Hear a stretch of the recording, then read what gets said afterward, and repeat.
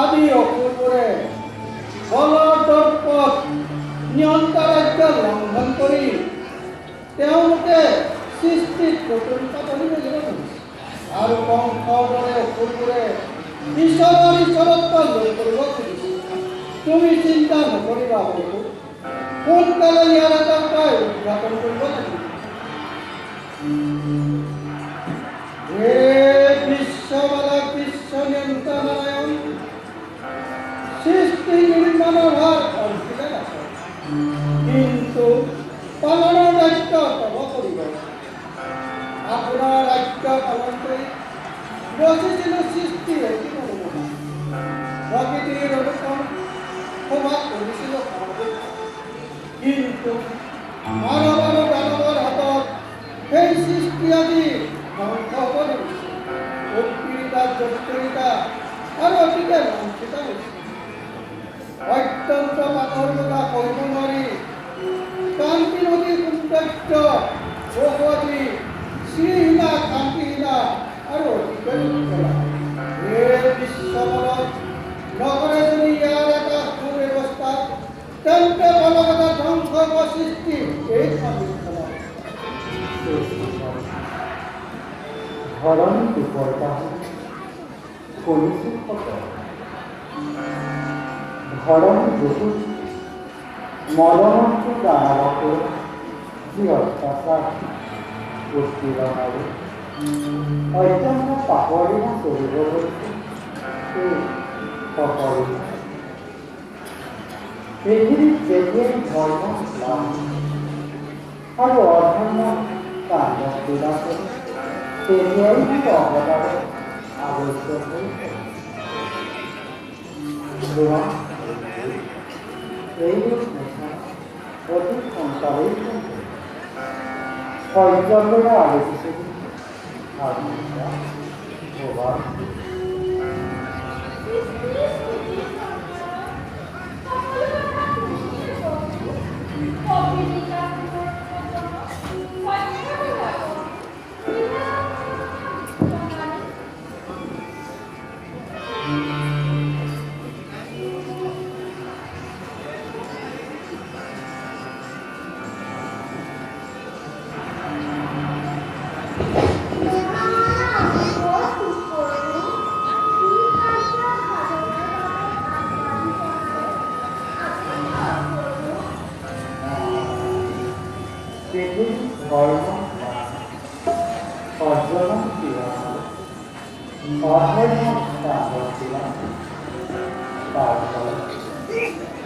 নতুন অৱতাৰ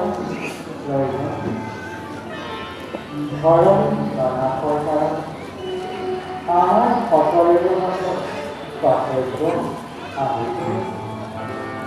নাইবাৰ কৃষ্ণৰূপে বহুদিনৰ দিনত জন্ম অনন্তৰ বলৰামে দৈৱকীক সম্বন্ধ শিকিবলৈ তুমি মায়াৰ ঘৰেৰে সেই গৰ্ভ ধৰি ৰোগীৰ গৰ্ভ স্থাপন কৰিবা আৰু ৰোগীৰ যুগমায়াৰূপে বসুধৰ গৰ্ভ জন্ম বসুদেৱৰ দ্বাৰা তোমাক নন্দৰ গৃহৰ পৰা চৰাই কংসই তোমাক শিৰত আচাৰ্য হত্যা কৰিবলৈ উদ্যম হওঁতে তুমি হাতৰ পৰা এৰা আকাশত আবিৰ্ভাৱ মোৰ অৱতাৰৰ সংকেত দি অদৃশ্য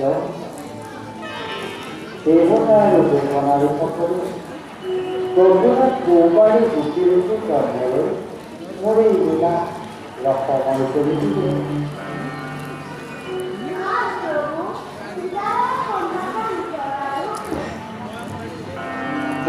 সৃষ্টি কৰে মই অতি সোনকালেই অৱতাৰ ধৰণী ধাৰণ কৰিছোঁ। এই অৱতাৰত মোৰ কৰ্মৰ সহায় হিচাপে দেৱতাৰ দেৱনাৰীসকলক গভীৰত গৌবাৰী গুটিৰূপে জন্ম লোৱাৰ ব্যৱস্থা কৰিবা।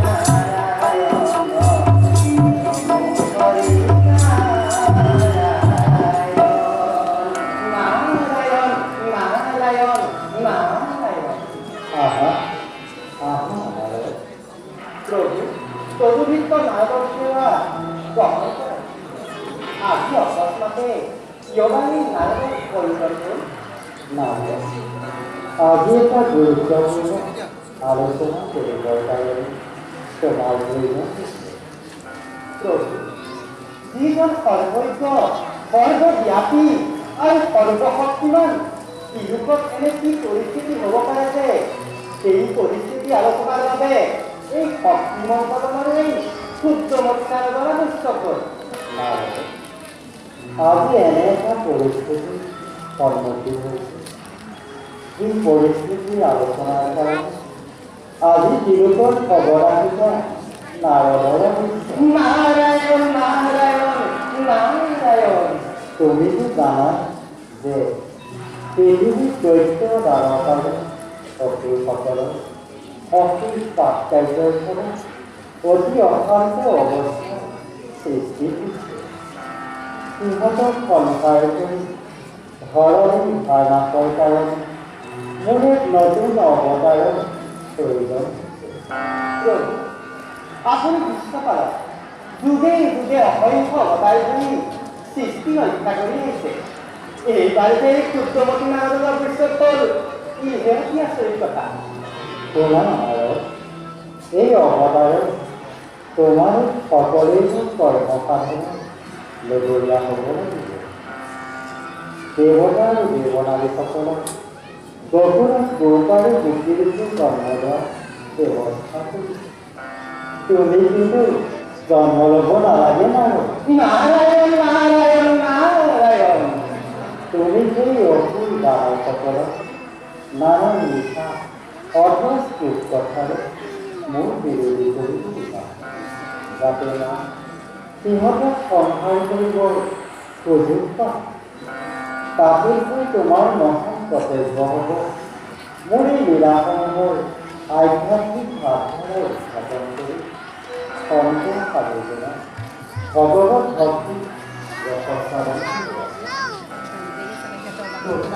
এই ভাৰতৰ সন্দেহ যে যি অৱতাৰ সংসাৰী মুখ্য উদ্দেশ্য সেই অৱতাৰ আকৌ দেৱনাৰীসকলৰ আৱশ্যক কি? ভূমিহাৰ সলনি মোৰ প্ৰধান উদ্দেশ্য হ'লেও ভৱিষ্যত নৰসমাজৰ বাবে মোক ভক্তি কৰি ভৱবন্ধন দূৰ কৰিব পাৰোঁ। তাৰ বাবে মই মোৰ অনন্ত মহিমা আৰু অসীম শক্তি প্ৰকাশ কৰিব লাগিব। সেই দৈত্যসকলক বধ কৰাৰ উপৰি কালীয় দমন, গোবৰ্ধন ধাৰণ, পুতনা আদি হত্যা, বস্ত্ৰ হৰণ আদি দুয়োফালে অশোভনীয় কৰ্ম কৰি মই সেইবিলাকৰ পৰা উন্মুক্ত হৈ মোৰ ঐশ্বৰিক শক্তি প্ৰকাশ কৰি ৰাসলীলাৰ দ্বাৰাই প্ৰথম কামত জয় কৰি জগতক বুজাব লাগিব যে কামত পুৰুষৰ স্থান অতীত আৰু এই ৰাসলীলাটো ৰাম অৱতাৰৰ ঋষিসকলৰ কামনাও অন্তৰ্ভুক্ত হৈ আছে। প্ৰভু, সেই ঋষিসকলেনো কি কামনা কৰিছিল? অনুগ্ৰহ কৰি ক'বনে মোক? ৰাম অৱতাৰে যেতিয়া আমাৰ পিতৃবাক্য পালন কৰি সীতাক লগতকৈ বনলৈ গৈছিল, তেতিয়া সীতাৰ মোৰ প্ৰতি ভক্তি দেখি ঋষিসকলেও তেনে সক্ৰিয় ভক্তি কামনা কৰিছিল। এই কৃষ্ণ অৱতাৰে সেই ঋষিসকলে হ'ব উপনাৰী আৰু মই তেওঁলোকৰ লগত কাম কৰিবলৈ প্ৰকাশ কৰি তেওঁলোকৰ মনোবাঞ্ছা পূৰণ কৰিম। এই প্ৰভু, পৃথিৱীৰ পৰিজনত আপোনাৰ অসীম কৃপাৰ ফলত আপোনাৰ লীলা বিগ্ৰহটো এই নামে দেখি কেতিয়াবা মহাপৰয় জলৰ মাজত মৎস্যৰূপত চতুৰ্বেদ খায়, কেতিয়াবা পূৰ্ণৰূপত স্বতীষ্ঠত আকৌ কেতিয়াবা মহাবৰাহ ৰূপত দন্তাগ্নি আত্মা খায়। আকৌ দেখিছো প্ৰভু ৰক্তবৰ্ণ পুঁজি সূৰ্যসমৰ ৰূপত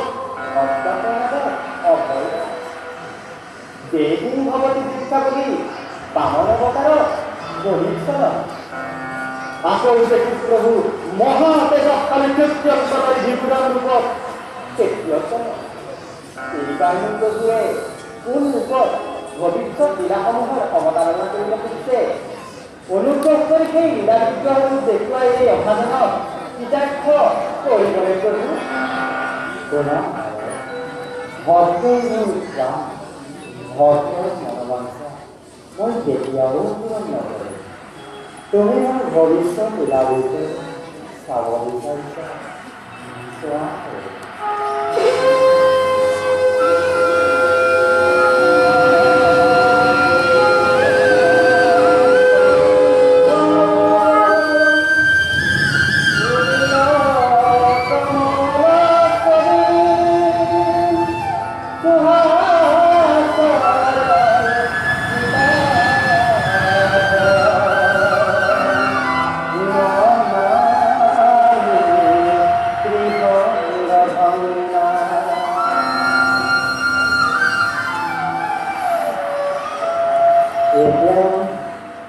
সকলো নিজ নিজ কৰ্তব্য মাত্ৰ কৰ্তব্য